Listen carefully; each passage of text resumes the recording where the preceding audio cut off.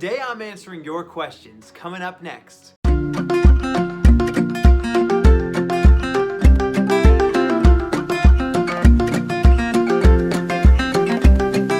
Welcome to the CYP Show, everybody. This is my channel, That Canadian Youth Pastor. My name is Spencer, and I make videos helping students follow Jesus. If you're new here, consider subscribing. Hey, well, today's video is going to be a bit different than usual because, listen, I'm really busy this week, and so I've just decided to sit down and do a few short segments. So let's get this started.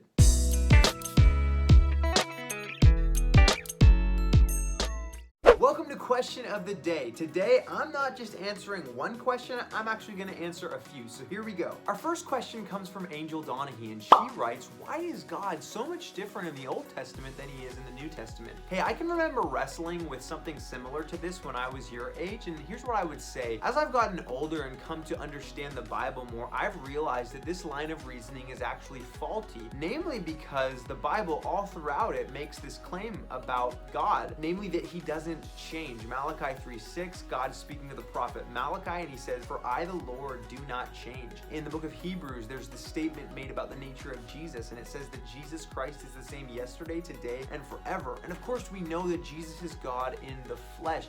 And so the truth is, God does not change from the Old Testament to the New Testament. His character, the essence of who he is consistent all throughout the narrative of the Bible. However, what does change in some ways is the way God relates to human beings. And we need to understand that the way God relates to human beings throughout the entire narrative of Scripture, this is distinct from the nature of God itself. And so while the way God relates to human beings in the Old Testament, under the Old Covenant, with the law, with the sacrificial system, though that is different than the way God relates to us now as New Testament believers under the New Covenant on the other side of Jesus' life, death, resurrection, the truth is God's nature, who he is, remains consistent throughout the entire Scripture. Our second question comes from Anna Habermill, and she asks, what is the hardest part about being a youth pastor? So professionally, I'd say the hardest part is just juggling everything. There's just a lot of different aspects to it, like a lot of aspects that you didn't initially realize would be a part of it. It's like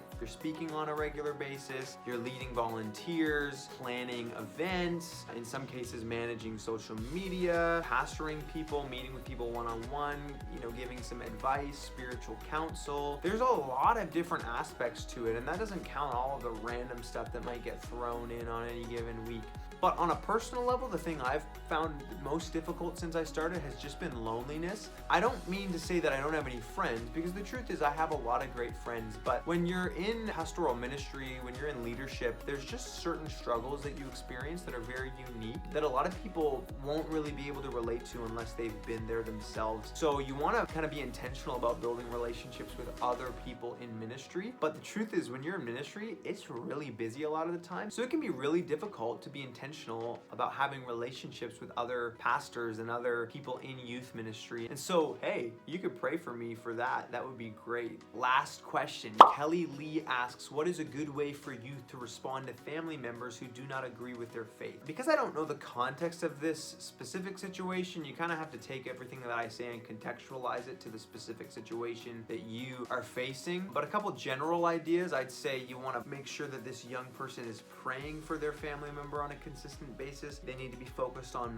modeling their faith in the way that they live on a consistent basis. I think a lot of the time some of the things that really turn people off to Christianity is how we're really good at talking the talk, but sometimes we're not very consistent in modeling it and walking the walk. So I think that if this individual really just focused on living it and just being consistent in that way, that would be great. And then lastly, I'd encourage them just not to be ashamed. I mean, as a family member, you're going to be spending time together around the holidays, you're going to be spending time together throughout the years at different things. And so I'd encourage the youth to be true to who they are. I don't think that they need to feel the need to hide or be ashamed at all. They just need to be real about who they are. They don't need to push it on anybody. But when there's opportunities to talk to this family member, I just try to be authentic. I try to be real. I try to read the situation. And just like it says in 1 Peter 3:16, I'd be ready to give a response anytime time for the reason, for the hope that I have in Jesus, but you want to make sure that you're gentle, just like Peter tells us to be gentle. And so those are just a couple thoughts, but you got to take that and contextualize it to your situation. Before we go, enjoy this talk from my friend Ashton Curtis, a youth pastor all the way from the west coast of Canada.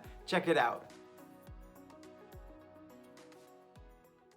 Everybody, this is Ashton from People's Church in Surrey, BC, all the way on the west coast. I know you're used to hearing people from the east. I'm going to talk a little bit about honoring your pastors, your leaders, and each other. So 1 Thessalonians 5:12-13 says this: "We ask you, brothers, to respect those who labor among you and are over you in the Lord and admonish you, and to esteem them very highly because of their work. Be at peace among yourselves." This is an incredibly important passage. Not that the rest of the Bible isn't important, but it's incredibly important because as Christians, we are called, most importantly, to love one another. When it comes to our relationships, our friendships, it's important that we work with each other through the struggle, through our shortcomings, our failures, and we lift each other up. We encourage each other, that we're not just nagging on each other and, you suck at this, or, I don't like this person because they have this problem or they're annoying or whatever, but we're supposed to love each other, and we're supposed to encourage each other and help each other through those issues. We're supposed to honor each other in that way, and we're also supposed to honor our leaders, our pastors, people like your youth pastor, youth leaders. It's so important to show them respect and show them love because they work so hard, and it's because they love you and because God has called them to work in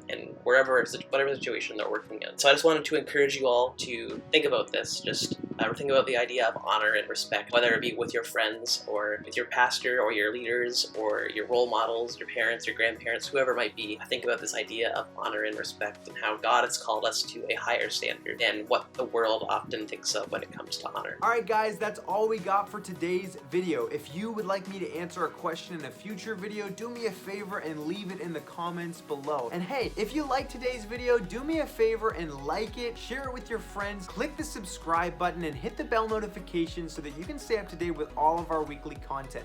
We'll be back next Friday with another video, and until then, keep following Jesus with everything that you've got. Bye guys.